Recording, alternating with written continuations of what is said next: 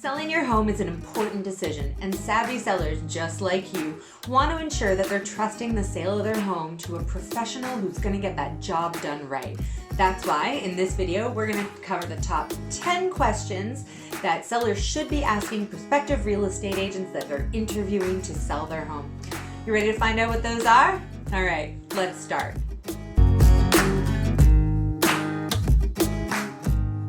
The first question that home sellers should be asking realtors when they're interviewing them is, can I see your license, please?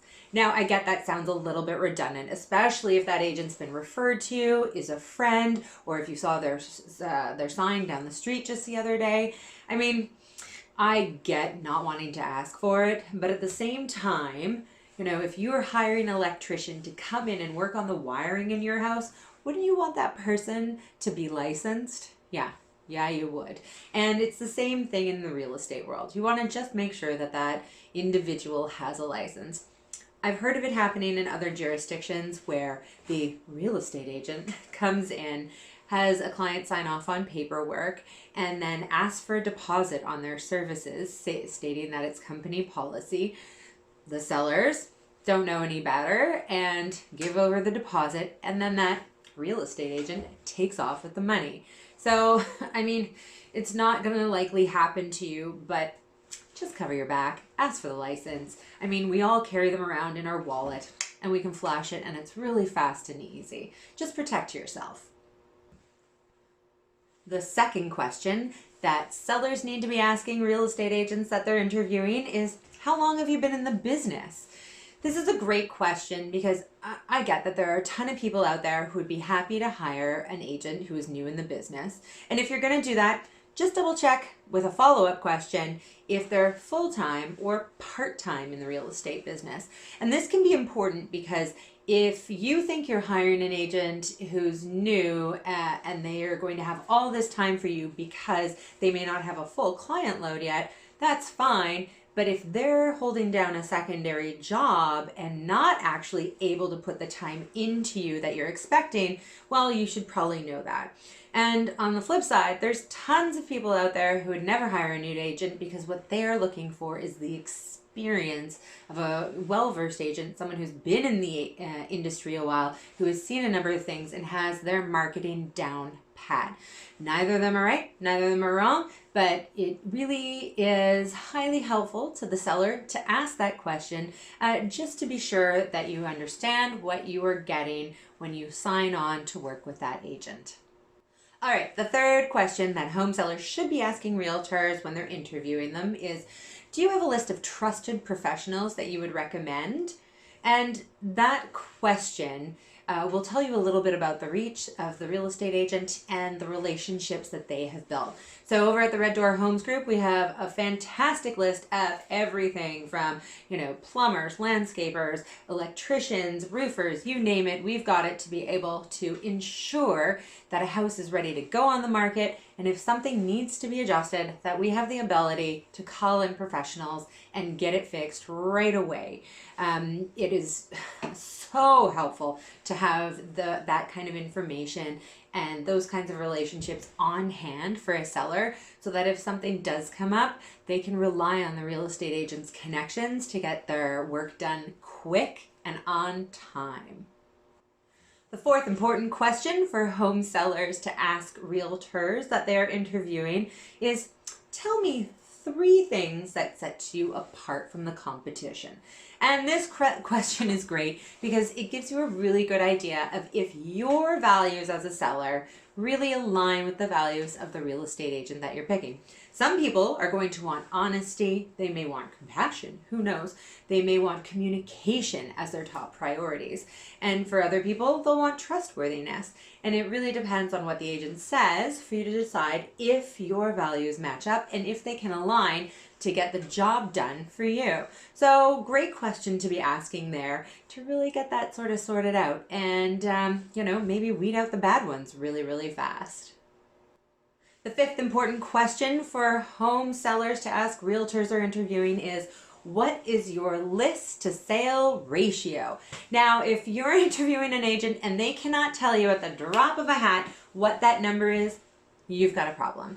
Because agents should know exactly how many homes they've listed and how many they've sold. It's pretty simple. So whether it comes in the form of the agent saying, yeah, I've sold 75% of the homes that I've listed, or maybe the agent says, well, I've listed 99 homes and only sold 98 of them, at least you have an idea of what that ratio looks like. Because in the end, perhaps you don't want to be listing your home with an agent who may look good, so take hundreds of listings, but only sell maybe 25% of them.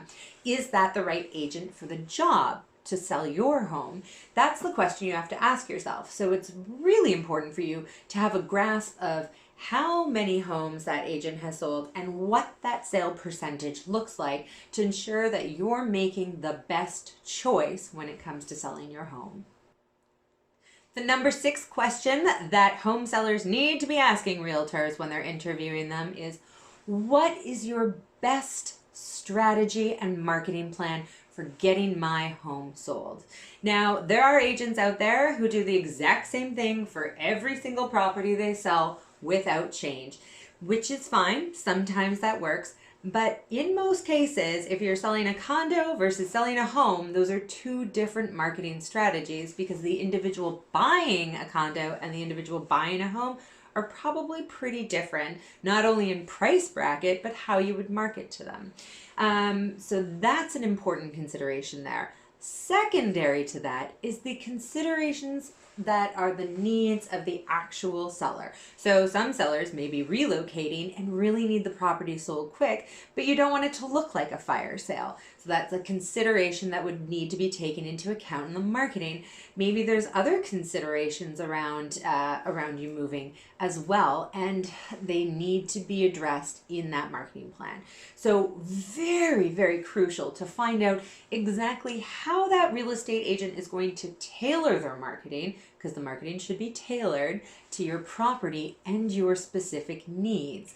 If that's not going to happen and you're just going to get a cookie cutter, marketing plan, maybe you want to consider using somebody who's going to get a little bit more specific and down to the nitty-gritty about what you need and what you want. Number 7 is a great question that not nearly enough sellers actually ask about from real estate agents that they're looking to hire. And that is, what is your negotiating style?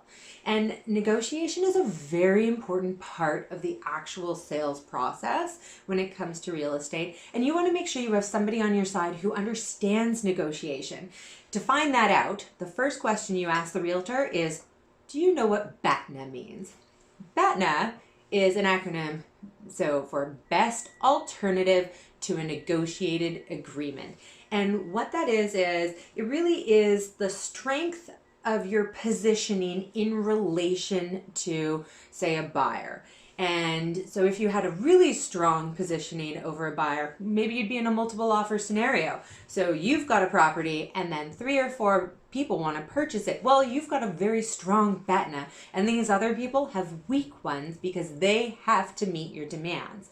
Now, conversely, on the other side of that, what you can have is you've had your home on the market for 340 days, you haven't had an offer, you need to move, and an offer finally comes along with a set of buyers who don't really have all that much cash. So in reality, you both have weak BATNAs, and it really is that bringing together the negotiating of the contract to ensure that needs are met on both sides. But if you have an agent who can't tell you what BATNA is or how it may affect your sale when it comes to actually negotiating a contract, you might want to find an agent who does understand that and understands the fundamentals of negotiation, because that knowledge plays right into the style of negotiation that they have. Whether it's aggressive, you can be aggressive, that's fine, but if you don't have an understanding of what the fundamentals of negotiation are, it might be a little bit difficult. So, personal take on that one is find someone who understands what negotiation really is. Another important question that gets overlooked when sellers are interviewing real estate agents is number 8, which happens to be, tell me about your communication style. So sometimes agent will just take a listing, throw it up, they'll do an open house, but there won't be any communication back and forth.